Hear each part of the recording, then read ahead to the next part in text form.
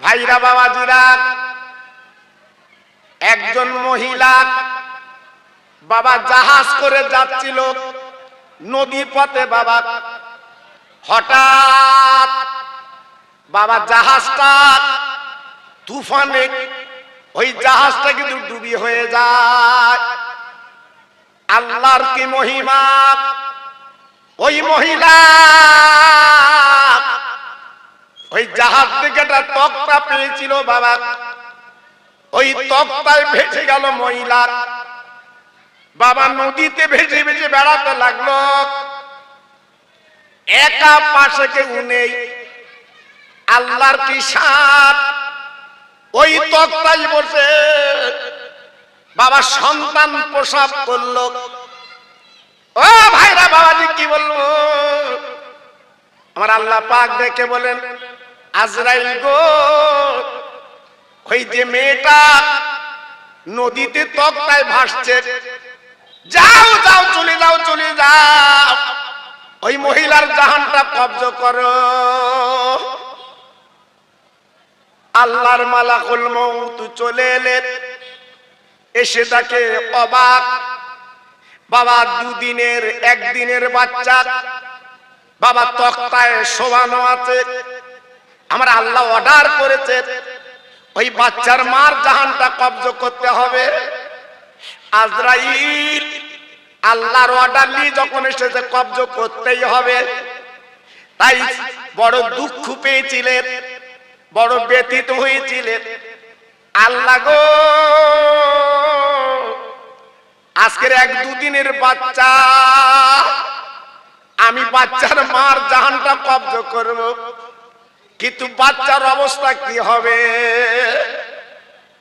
ও ভাইরা বাবাজি, কি বলবো! আমার আল্লাহ পাক দেখে বলেছিলেন, ও আজরাইল গো, আমি আল্লাহ পাক তোমার যেটা বলি তুমি করো। ওই বান্দির জাহানটা তুমি কবজা করে নাও। আল্লাহর শান, তুলিজুল লাইলা ফিন নাহারে ওয়া তুলিজুন নাহারা ফিল লাইলে ওয়া তুখরিজুল হাইয়া মিনাল মাইয়িতে ওয়া তুখরিজুল মাইয়িতা মিনাল হাই। যে আল্লাহ রাতকে দিন করে, বাবা দিনকে রাত করে, মরাকে জিন্দা করে, জিন্দাকে মুর্দা করে। ও ভাইরা বাবাজি, কি বলবো! আল্লাহর শান কি জানে?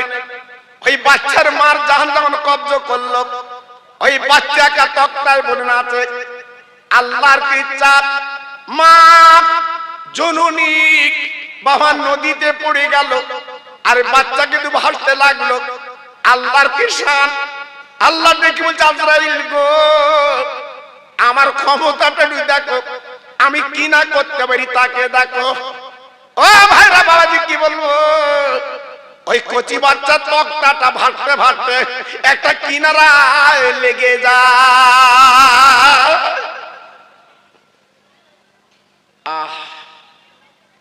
ঢেউতে দুলতে দুলতে একটা জঙ্গলের ধারে কিনারায় লেগে গেল।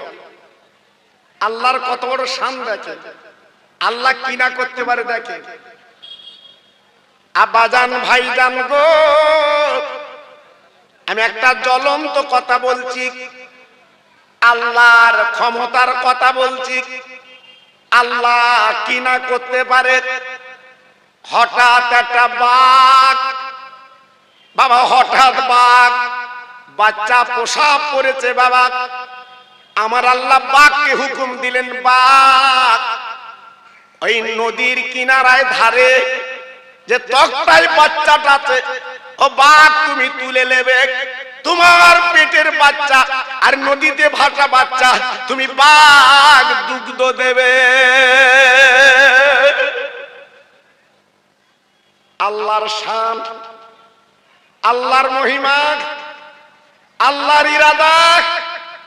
আল্লাহ কি না করতে পারে!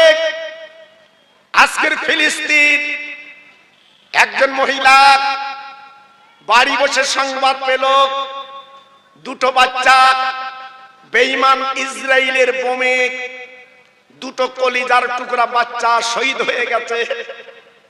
তাই সাংবাদিকরা দেখে জিজ্ঞেস করছে, মা ও মা, মা তোমার দুটো কলিজার টুকরা বাচ্চা বেঈমান ইসরায়েল আমেরিকার বোমায় তোমার দুটো বাচ্চা দুটোই চলে গেছে। মা মুস্কে হেসে বলেছিল, সাংবাদিকরা বলছে, মা বলছে, আল্লাহ আমার দুটো বাচ্চা দিয়েছিস, আল্লাহর বাইতুল মুকাদ্দাসকে রক্ষা করার জন্য আমার দুটো বাচ্চা শহীদ হয়ে গেছে, যদি আরেকটা বাচ্চা দিতিস আমি মা দিনের পথে বাচ্চাটাকেও দিয়ে দিতাম। একটু আসতে বলে, সত্যি আসতে বললে, আমাদের বাচ্চা যায়নি বলে বুঝতে পারতেন না জি, আজ আমাদের বাচ্চা যায়নি বলে বুঝতে পারছে না। যদি আমাদের বাচ্চা যেত তখন সুবহানাল্লাহ কিরম বেরোতে বুঝতে পারতেন। একবার নেট খুলে দেখেন বাপ, দেখেন 22 দিন কোনো পানি নেই, 22 দিন খাদ্য নেই, কি অবস্থায় বেঁচে আছে জিজ্ঞেস করে দেখেন বাবা। মুসলমান পেঁয়াজি সব খাচ্ছ, জীবনে খাইনি, আজ কিনে কিনে খাচ্ছ। আল্লাহু আকবার, আমার জাতের কবে জ্ঞান ফিরবে জি?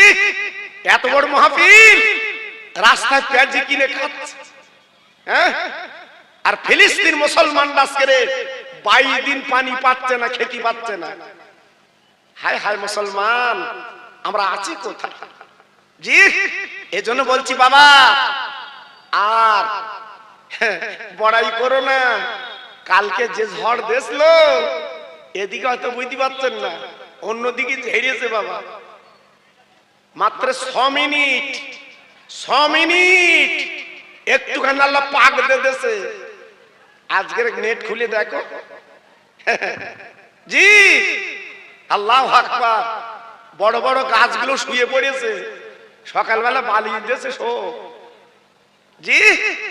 এজন্য বলছি বেশি চালাকি করো না বাবা, বেশি চালাকি করলে তোমার মৃত্যু। এখনো ফিরে এসো, এখনো চলে এসো। বাঘ ওই বাপটা তক্তায় ভাষা বাচ্চাটার দুগ্ধ দেয়, আর নিজের বাচ্চার দুগ্ধ দেয়। যে বাঘ মানুষ দেখলে খায়, আমার আল্লাহ নোটিশ করে দিয়েছে, বাঘ ও বাঘ, জঙ্গলের বাঘ রে, আজকের খবরদার বাচ্চার যেন খাবি না, ওকে লালন পালন ভার আমি তোকে দিলাম। ও তরুণ বন্ধুর যুবকেরা, আমার মা বোনেরা, বেটিরা, সোনার চাঁদেরা, একবার বুকে হাত দিয়ে বিচার করে বলুন, আমার আল্লাহ কি না করতে পারে বাবা।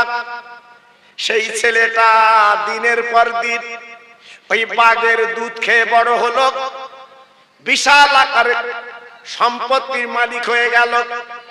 আব্বা গো, বিশাল টাকার মালিক আল্লাহ বানিয়ে দিলেন। এইবার টাকা যখন এসে গেল হাতে, তখন নিয়ত করলো, পুলিশ আমার হাতে, বাবা জনগণ আমার হাতে, আমি তো বড় লিটার মাতব্বর। আজকে উনি কি করলো, খোদার বেহেশতে দিনের নবী দাওয়াত দেয় আল্লাহর বেহেশতের কথা, আল্লাহর বেহেশতে যাবে না বলে আল্লাহর বেহেশতের মতো বেহেশত উনি একটা তৈরি করতে লেগে যায় জি। তৈরি করলো, বিশাল আকার বেহেশত তৈরি করলো। আল্লাহর জান্নাতে হুর গেলেমান, আল্লাহর জান্নাতে মতিমুক্ত, আল্লাহর জান্নাতে সোনা গহনা, আল্লাহর জান্নাতে সব সাজানো আছে বাবা। বেঈমান কি করলো, সুন্দরী নারীগুলো কেনে ওই জান্নাতের মধ্যে দিয়ে দিল। এত সুন্দর বাবা, কোটি কোটি কোটি কোটি টাকা খরচ করে বাবা বেহেশত তৈরি করলো।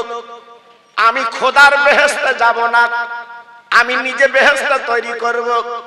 ও ভাইরা, বাবাজিরা গো, মানুষ যখন বেড়ে যায় আমার আল্লাহ পাক কিছু বাড়িয়ে দেয়। তারপর আল্লাহ বলছেন, আমার কমাতে সময় লাগে না, একটা দুটো শব্দ দ্বারা আমি আল্লাহ কমিয়ে দেই। সেটা কি? কোরআনে বলা আছে কুন ফায়াকুন। আল্লাহ পাক দুটো শব্দের দ্বারা আল্লাহ যখন তখন এই দুনিয়াটা তৈরি করেছে এবং যখন তখন আমাকে আপনাকে সিজ করতে পারে।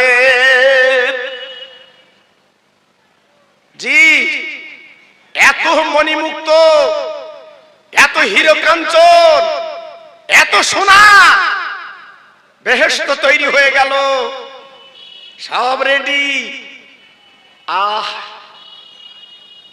এইবারে ঘোড়ার পিঠে চড়ে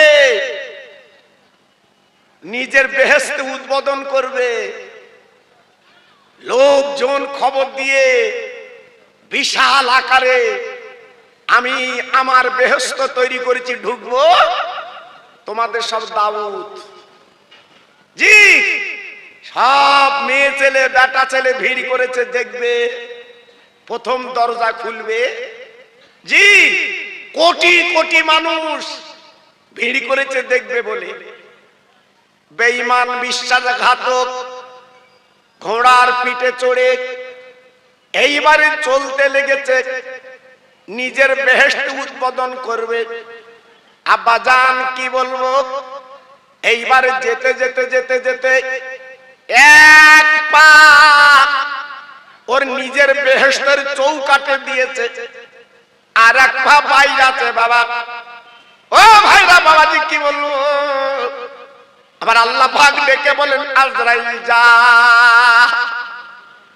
আজরাইল গো, একবার ওই বেঈমানটা জাহান তুই কব্জ করে লে।